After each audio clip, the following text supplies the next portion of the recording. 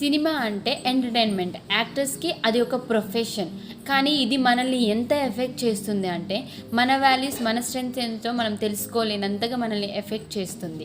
వాళ్ళు ఒక మూవీ తీసి సైలెంట్గా ఉండిపోతారు. మరి నువ్వెందుకు నీ ఎనర్జీ, నీ టైం, ఇంకా నీ మనీ వేస్ట్ చేసుకొని మూవీ చూడడానికి వెళ్తున్నావు? సినిమా అనేది మన లైఫ్లో, సినిమా అండ్ యాక్టర్స్ వీళ్ళు మన లైఫ్లో పార్ట్ అస్సలు కారు.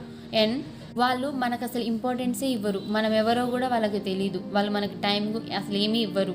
ఎందుకు నువ్వు అంతగా వాళ్ళకి అంత ఇంపార్టెన్స్ ఇస్తున్నావు? నీకు ఎప్పుడైతే నీ వాల్యూ తెలిసిద్దో అప్పుడు నువ్వు వేరే వాళ్ళని హైప్ చేయడం ఆపేస్తావు.